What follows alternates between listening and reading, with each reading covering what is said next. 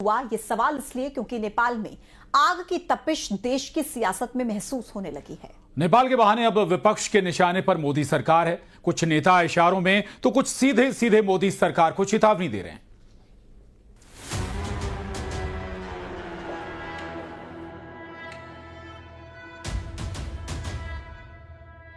कहा जा रहा है कि नेपाल में जो कुछ हुआ वो लंबे समय से पनपते आक्रोश का विस्फोट था। लेकिन क्या जनता का आक्रोश किसी देश में अराजकता, क्रूरता, हिंसा और अपराध का लाइसेंस है? आज ये सवाल नेपाल से ज्यादा भारत में पूछे जाने की जरूरत है, क्योंकि भारत में कई ऐसे लोग हैं जिन्हें शायद नेपाल में हिंसा, क्रूरता, मारकाट और आगजनी की तस्वीरें देखकर बहुत मजा आ रहा है। उन्हें इस आग में अराजकता की उम्मीद नजर आ रही है। ये लोग ऐसे ऐसे बयान दे रहे हैं जिससे शक होता है कि क्या ये लोग भारत को भी नेपाल की तरह अराजकता की आग में जलते हुए देखने की मनौती मांग रहे हैं। अब छोटी ना बिहार और नेपाल में ज्यादा अंतर नहीं है, बगले में। ये आग जो है जो नेपाल में लगी है देश के सीमा पर, और हिंदुस्तान में 75 लाख 75 लाख नेपाली भी रहते हैं। ये आग जो है वो करप्शन के खिलाफ है। तो इसलिए नेपाल से हमारे देश के आकाओं को भी सबक लेना चाहिए। समाजवादी पार्टी नेता आईपी सिंह ने तो नाम लिए बिना सीधे प्रधानमंत्री नरेंद्र मोदी को निशाना बनाते हुए कहा कि मोदी ने हिंदुस्तान में लोकतंत्र खत्म कर दिया और अब तूफान देश की ओर आ रहा है। उन्हें भागने की जगह नहीं मिलेगी। कांग्रेस प्रवक्ता सुरेंद्र राजपूत ने भी सीधे सीधे कह दिया कि चीन के दोस्त प्रधानमंत्री ने इस्तीफा दे दिया और अब अगला नंबर आपका है। कांग्रेस की एक और प्रवक्ता हैं रागिनी नायक। उन्होंने तो मीडिया पर अपनी भड़ास निकालते हुए पोस्ट किया, जिसमें लिखा कि जिस तरह नेपाल में मीडिया हाउस जलाया गया उससे गोदी मीडिया सबक ले। इसके अलावा यूपी कांग्रेस के अध्यक्ष अजय राय ने साफ साफ कहा कि नेपाल में जैसा तख्ता पलट हुआ है वैसा मोदी सरकार के साथ भी हो सकता है। मोदी जी उसकी इनकी सरकार को भी निश्चित सतर्क रहना चाहिए और वहां जो घटनाएं घटी हैं सतर्कता के साथ देश में मोदी जी को भी अलर्ट रहना चाहिए, सतर्क रहना चाहिए। और जब तक ये आक्रोश बढ़ता जाएगा तब तक खतरा बढ़ता जाएगा। सरकारें वहां के नौजवानों की या किसी भी सेक्शन की अगर उपेक्षा करती हैं तो वो कहीं न कहीं आक्रोश की वजह भी बनती है, और ये यहाँ भी ये बात लागू होती है। हालांकि जो लोग भारत को नेपाल वाला श्राप दे रहे हैं उन्हें आज नेपाल के मुद्दे पर भारतीय सुप्रीम कोर्ट की टिप्पणी ध्यान रखनी चाहिए।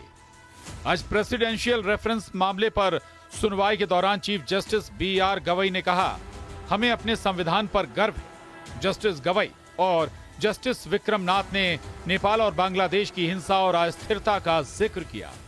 वहीं सॉलिसिटर जनरल तुषार मेहता ने संविधान की शक्ति का जिक्र करते हुए इमरजेंसी का उदाहरण देते हुए कहा कि जब इंदिरा गांधी ने आपातकाल लगाया तब जनता ने ऐसा सबक सिखाया कि न सिर्फ कांग्रेस सत्ता से बाहर हुई बल्कि इंदिरा गांधी अपनी सीट भी हार गई।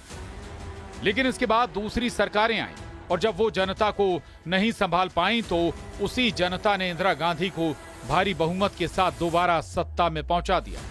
ये हमारे संविधान की ताकत है। Bureau report, news 18। और राहुल गांधी के रायबरेली दौरे पर कांग्रेस ने जहां उनका जोरदार स्वागत किया, वहीं बीजेपी ने उनका जोरदार विरोध किया। राहुल गांधी वापस जाओ के नारे लगाए गए, लेकिन सबसे ज्यादा चर्चा का विषय रायबरेली में लगे वो विवादित पोस्टर रहे जिसमें राहुल गांधी, तेजस्वी यादव और अखिलेश यादव को भगवान के रूप में दिखाया गया। अब उस पोस्टर पर सियासत तेज हो गई है।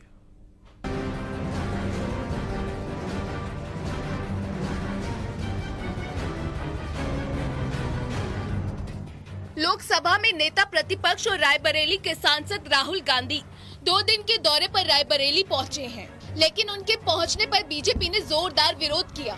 राहुल गांधी गो बैक के नारे लगाए गए, जिस पर राहुल गांधी ने कहा कि बीजेपी पूरी तरह से डिस्टर्ब है। वाले पूरे देश में बड़े डिस्टर्ब है, क्योंकि ये जो वोट चोर का है ना, ये अब फैल रहा है, क्योंकि हमने इनकी पकड़ ली है चोरी। तो ये महाराष्ट्र में, हरियाणा में, कर्नाटक में, यूपी में सब जगह हमारे पकड़ लिया हमने। रायबरेली में पीएम मोदी की मां के अपमान के खिलाफ पोस्टर बैनर लेकर राहुल गांधी का विरोध किया गया। प्रदेश सरकार के मंत्री दिनेश प्रताप सिंह ने अपने समर्थकों के साथ हाईवे पर बैठकर प्रदर्शन किया। राहुल गांधी जी ने बिहार में मोदी जी की मां को गाली दिया। यह किसी भी दशा में किसी भी बेटे के लिए जो भारत की किसी भी मां के कोख से जन्म लिया है उसके लिए लज्जित करने वाला विषय है। राहुल गांधी जी को इस पर माफी मांगनी चाहिए। हालांकि कांग्रेस और सपा राहुल के दौरे को लेकर ज्यादा उत्साहित दिखी और इसी उत्साह में उन्होंने राहुल गांधी के रायबरेली में पोस्टर लगा दिए, जिसमें राहुल गांधी, तेजस्वी यादव और अखिलेश की तस्वीर को भगवान के रूप में दिखाया गया। सपा के लगाए इस पोस्टर पर अब राजनीति तेज हो गई है। बीजेपी ने जहां इस पर निशाना साधा है, वहीं समाजवादी पार्टी के सांसद ने अपने कार्यकर्ताओं को नसीहत दी है। हिम्मत हो तो ये लोग मुसलमानों का वोट लेते हैं तो अल्लाह का फोटो लगा के देख लेना, भी देखो मुसलमान क्या करते हैं कि हम एक अल्लाह के हम दूसरे अवतार हैं। लिख दें, लिखे फोटो लगाए, भी देखो देश के मुसलमानों को क्या कहते हैं। बस सीधा क्या कहेंगे? निश्चित रूप से इसको मतलब भारतीय संस्कृति पर कुठाराघात है। इस तरीके से जब राम मंदिर बनेगा तब आप किनारे जाओगे वहाँ, तो आपको राजनीति इन लोगों को आज के दिन में देखो यह अपमानित करने का एक फार्मूला है कि अगर हम जितने अपमानित करेंगे भारतीय संस्कृति को उतने एक विशेष पर इनको वोट देता रहेगा, बस और कुछ है नहीं इसमें। दुर्भाग्य इस देश का राजनीतिक रोटियां सेंकने के लिए एक तरह से हिंदू देवी देवता का अपमान किया गया और मेरा तो मानना है कि ये कहीं पैगंबर का रूप बना के अपने आप को प्रस्तुत करते तो गली से निकल ना पाते। हिंदू सहिष्णु है, हिंदू के देवी देवताओं का अपमान करना इनके नेचर में है, इंडी गठबंधन के नेचर में है। निश्चित रूप से समर्थकों को इस बात को ध्यान में रखना चाहिए कि हम अपने नेताओं का जो अच्छी छवि है उसको अच्छा बनाने का प्रयास करें। हालांकि राहुल गांधी के रायबरेली दौरे को कांग्रेस की बड़ी रणनीति मानी जा रही है। बूथ स्तरीय कार्यकर्ताओं से मुलाकात कर संगठन को मजबूत करने की रणनीति बनाई जा रही है। साथ ही प्रजापति समाज के लोगों से संवाद कर ओबीसी वोट बैंक को मजबूत करने की कोशिश। Bureau report, news 18।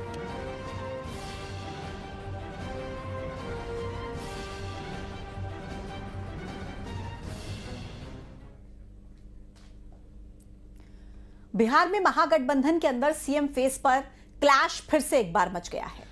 Bihar Congress प्रभारी कृष्णा अल्लावरू ने एक बार फिर से सीएम फेस के तौर पर तेजस्वी यादव का नाम लेने से परहेज किया है। अब इस पर सियासत गर्मा गई है कि आखिरकार क्यों कांग्रेस पार्टी तेजस्वी के चेहरे पर चुनाव लड़ने को तैयार नहीं है। रिपोर्ट देखिए। तेजस्वी यादव सीएम फेस नहीं, अल्लावरू ने फिर वही बात कही। सीएम जनता चुने तो बेहतर, तेजस्वी का नाम लेने से क्यों डर? बिहार का सीएम बिहार की जनता चुने तो बेटर है। कृष्णा अल्लावरू बिहार कांग्रेस के प्रभारी और राहुल गांधी के सबसे भरोसेमंद नेताओं में से एक। खुद राहुल गांधी और कांग्रेस का कुनबा बार बार इस सवाल को टाल रहे कि तेजस्वी यादव मुख्यमंत्री का चेहरा होंगे या नहीं। क्या महागठबंधन 2025 के चुनाव में बिना सीएम फेस के उतरेगा? मुख्यमंत्री की उम्मीदवारी पर आरजेडी और मुकेश सहनी तो खुलकर तेजस्वी का नाम ले रहे, लेकिन कांग्रेस पार्टी तेजस्वी के नाम पर मुहर नहीं लगा रही। बुधवार को जब दिल्ली में कृष्णा अल्लावरू से पत्रकारों ने सवाल किया तो अल्लावरू ने ये नहीं कहा कि कांग्रेस सीएम तय करेगी। उन्होंने साफ साफ कहा कि मुख्यमंत्री बिहार की जनता चुने तो बेहतर है। बिहार का सीएम बिहार की जनता चुने तो बेटर है। कांग्रेस पार्टी हर बार तेजस्वी का नाम लेने से परहेज कर रही है। भले ही वोटर अधिकार यात्रा की शुरुआत में तेजस्वी ने राहुल गांधी को प्रधानमंत्री बनाने की बात कह दी थी, लेकिन राहुल गांधी तेजस्वी को सीएम बनाने के सवाल पर चुप्पी साधे हुए हैं। आइए उस बयान को भी दिखाते हैं कि अररिया में वोटर अधिकार यात्रा के दौरान राहुल गांधी ने तेजस्वी को सीएम बनाने के सवाल पर क्या कहा था।